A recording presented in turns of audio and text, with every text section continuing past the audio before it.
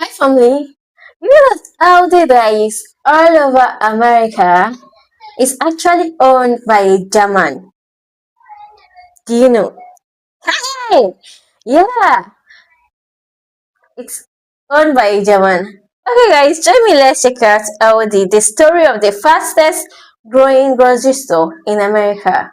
I think Americans has taken over Aldi more than Germans, the owners of Aldi. Guys, come on, let's check this out, okay? Mm. Oh. With the economy in freefall, rising inflation, and mass layoffs, most supermarkets are struggling to meet their sales target. Oh. While this is going on, there's one supermarket that is seeing unprecedented growth, and that is the German discount supermarket giant ALDI. After Aldi. switching to home-delivered groceries during the pandemic, new data shows shoppers drifting back to Aldi to save on the cost of living. It was the fastest growing supermarket in the US for 2021, and it Wow. looks like the growth is not stopping anytime soon. The grocery giant is now the nation's third largest grocer by store count, with only Kroger and Walmart ahead of them.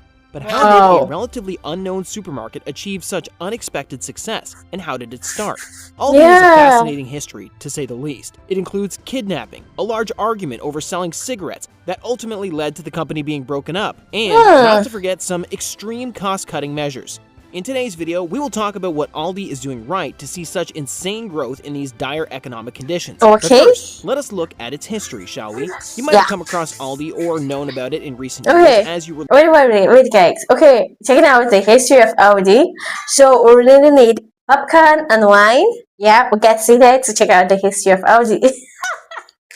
Okay, guys, let's do this. Let's do this. looking Yeah. for some cost-efficient grocery options. But the history of this discount supermarket goes way back, as early as the early 1900s, and it all started in Germany. Okay. Aldi is actually a common company brand name of two German family-owned multinationals. Yeah. It's a tad bit complicated, and we will get more on that later. But first, the origins. The Mhm. first store was opened by Anna Albrecht in 1913 Oh. in Essen, Western Germany. Essen was a major industrial hub, which meant the business was booming. The family gradually expanded their business, and soon it became their primary source of income. Then the war happened, which meant Anna's husband, as well as her two sons, Carl and Theo, were drafted to the military. Yeah. However, after the brothers got back from the war, they decided to expand the business further. By the end of 1948, the family already had 4 stores running under the family name Albrecht.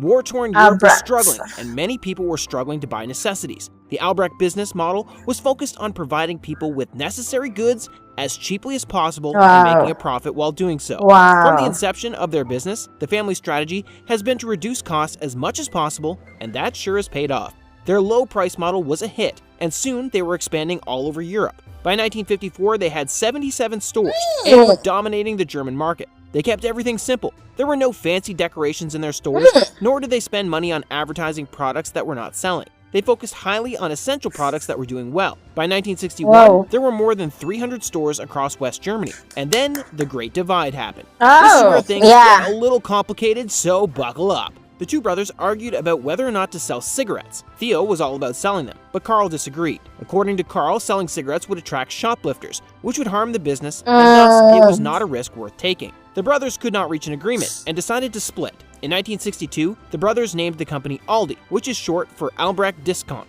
and in English, it translates to Albrecht Discount. So basically, they combined the family name with the word discount. It was a discount supermarket, so it made sense. After their split, both brothers wanted to keep the family name in their companies, and thus Aldi Süd and Aldi Nord were born. Carl got control of Aldi Süd, which operated on the southern side of Western Germany, Yes. and Theo got control of Aldi Nord, which operated on the northern side of West Germany. Even after the split, the brothers worked closely together. I mean, they were family after all, and how long could a feud over cigarettes last, right? Like, So yes, both the Aldis are known as just Aldi, but of course their logos are distinctly different. Wow. Aldi Süd and Aldi Nord have been two financially and legally separate entities since 1966. wait, guys. So what led to the separation is just whether or not to sell cigarettes.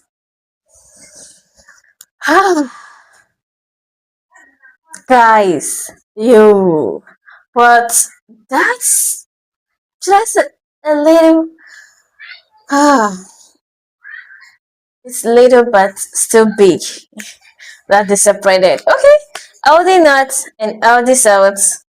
But I actually love this Audi South logo more than it's more fancy than Audi North. Yeah, Two brothers, two separate entities, but both of the companies are just yeah. identified as ALDI. It was in 1967 that the company started to Wow. expand internationally. Aldi Süd acquired Hofer in Austria, while Aldi Nord opened its first store abroad in the Netherlands in 1973. It was not until 1976 the German chain Wow. entered the US market. In 1976, the first Aldi store was opened in Iowa by Aldi Süd, and in 1979, Aldi Nord acquired Trader Joe's and operates as such to this day. So basically, all the Aldi stores you see in the USA are under Aldi Süd. Phew, I told you that was complicated. Wait, guys. So Audi South or Audi Sue dominates in the US. Wow. Then I also want to ask, before the separation, they had over 300 stores in Germany. How did they divide it to? Like, let's say, okay, you this one, you this one. Is that how they did it? Please, if you know the story more, tell us in the comment section. See, I'm not surprised because somebody from Germany has told us this story, and yeah, I really felt for them back there. So I'm not surprised at all. So it is the first time hearing this. Know this that Audi is a German brand. Yes, it's from Germans. Yeah, so Germans should be proud. Yeah. Their operations around the world are also just as divided. For instance, Aldi Okay, so this is this Audi North and Audi Süd includes Germany North, Belgium, France, and Spain. Then Audi Süd, which is Germany's Audi South, includes Germany South, United Kingdom, Australia, United States. Wow. Wow. Like, what it feels like? This two power house, like power grocery store, it's two brothers. Wow, their mom will be so proud. Like, Australia, yeah. UK, and China are under Aldi Süd, while Aldi France, Denmark, and Poland are all under Aldi Nord. I think the brothers got over the feud pretty quickly, and there was no bad blood between them later on, but those damn cigarettes. One other fascinating history that we cannot miss about the company is the kidnapping of Theo Albrecht. In 1971, Theo was kidnapped and held for ransom for 17 days. After paying the ransom of 7 million German marks, which is the equivalent to $2 million US dollars, Theo was released unharmed. He famously went on to claim the ransom as a tax deduction, citing it was a business expense. In 1971, Theo Albrecht was kidnapped at gunpoint for ransom. The kidnappers kept him hidden in a cupboard for 17 days. The grocery baron was eventually released and went on to famously claim the ransom as a tax deduction after arguing it was a business expense. I guess he deserved the tax deduction after spending 17 days in his abductor's cupboard after all. This experience caused him to be paranoid, and he took different routes to his office in an armored vehicle every day. This incident is also probably the reason why the family decided to live a life of privacy and secrecy. Not much is known about Theo or Carl. They never appeared in the media nor gave any interviews, even though they were some of the wealthiest people in the world. Both companies are still private companies, and not much about them is known besides their core business models and operations. Once their international expansion started, it took place rapidly all around the world. Currently, Aldi has more than 10,000 stores in about 20 countries. Aldi has been doing exceptionally well in the UK as well. It now accounts for 10% of the grocery spending in the UK. This happened in April 2023. In 2022, its market share was 8.8%. Similarly, Aldi has been named Australia's favourite supermarket. German supermarket Aldi is officially Australia's favourite supermarket after taking out the top spot in the CanStar Consumer Ratings survey. In a survey of over 3,000 shoppers, the discount chain scored higher than Coles and Woolworths across 5 categories.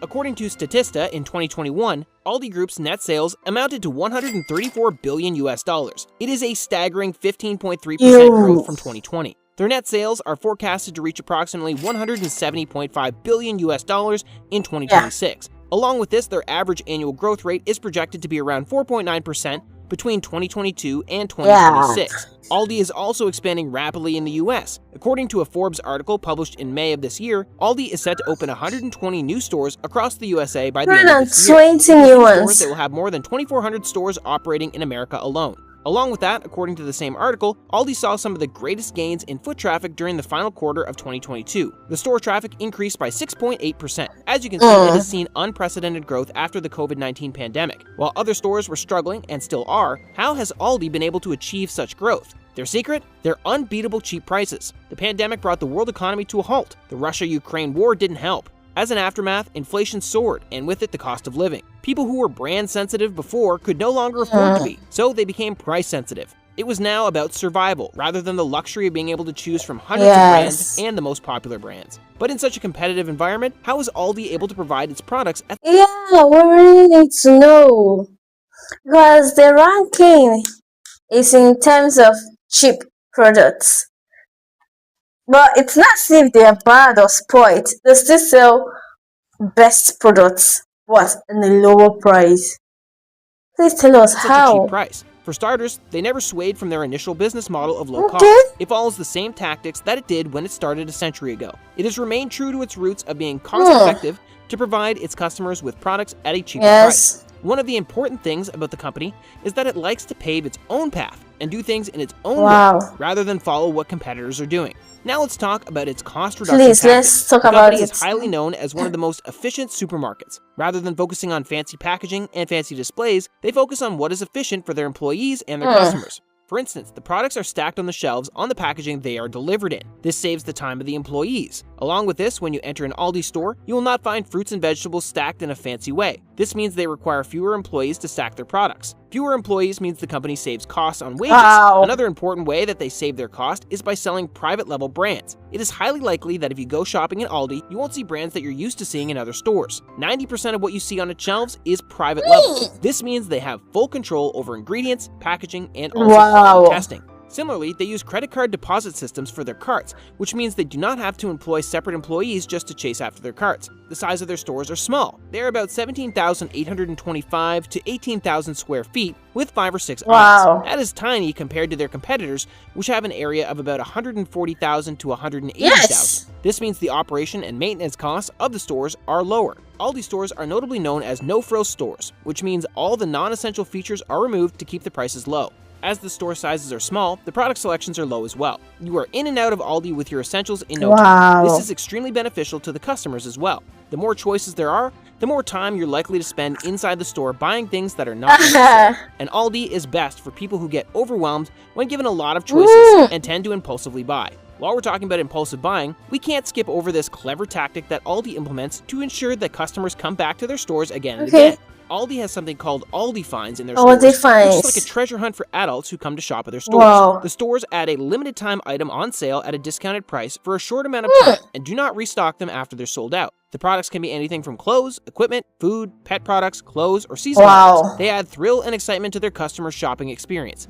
The German discounters have come up with other methods of capturing shoppers' attention, including one distinct layout feature. Some know it as Treasure Isle Land, the Isle of Wonder, Lidl in the middle. This is done by Aldi as well as its biggest competitor, Lidl. Now onto their other insane cost reduction tactics. If you've ever been to one of the stores, you might notice how there's never any music playing. Well, that's deliberate. They do not play any music to save the cost of licensing fees. Not having some outdated music blaring on repeat while you're shopping sounds like a bargain to me. Also, don't forget to take your own bags or be prepared to pay for their reusable bags if you're shopping in Aldi. Yep, they don't provide you with shopping bags, and you also have to bag your stuff yourself. Talk about cheap labor. Along with saving costs for the company, this is also good for the environment as Aldi has never provided plastic bags. They also Wait, even in the US, even in America, they don't provide plastic bags. This is typically Germans. Yeah, this is typical Germans. You know, Germans, they don't, you have to come with your own plastic and you have to bag it yourself. So, I thought that maybe since it's America, they will change, or should I say, yes, like they will change as you buy, pay, then they'll bag it for you. Oh, so you bag it yourself. So, no, then why is it that when most Americans or when they go back to Germany, they're not surprised that you have to bag it yourself, whereas they're already doing it there in LD supermarket.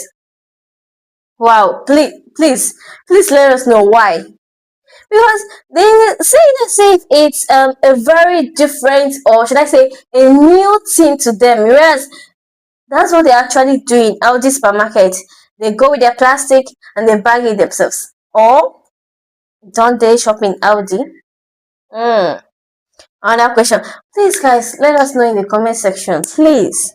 So limit their store hours to the most popular shopping hours. This saves them a lot of money too. It looks like Aldi goes to great lengths to reduce their costs, but at the end of the day, along with the business, the customers are equally benefiting from its frugal approach. Exactly. We tend to associate low prices with low quality, but Aldi might compromise on their decorations, advertising, store size, and customer experience, but it is evident that the one thing they do not compromise is on quality. Yeah. One of Aldi's private labels is award-winning. To top it off, the company operates on German food safety standards, which, let's be honest, are way higher than the US ones. Yes, so whether yes, you've been yes, shopping there yes. for ages or starting now because of the soaring food prices, it seems like they provide a good bargain. By the looks of it, the economy will take some time to recover, which means more time for the cost of living to be somewhat stable. The worsening economy might be bad for the rest of us, but for a business like Aldi, it's time to shine. For now, it looks like Aldi will thrive, and there is no stopping it. Thanks for tuning in. I hope you enjoyed the latest installment, and we'll see you back here next week. Oh.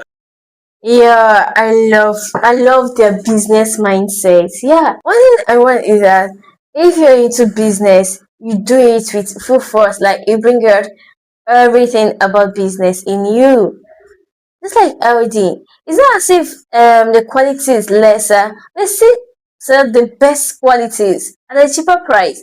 So no matter where you go, you always run back to them. Oh, wow. Yeah, please, we need their branch over here in Nigeria. We really need them. I will patronize them more. We will patronize them more. We need a branch, like 7 to 10, or yeah, 10 branches in Nigeria. Okay, guys, please tell us in the comment section, have you ever shopped from Aldi? And shopping from Aldi and other supermarkets, any difference or anyone that favors you more, please tell us in the comment section. Go have the day you deserve and we'll keep living under commanded blessings. See you guys in the next video. Bye.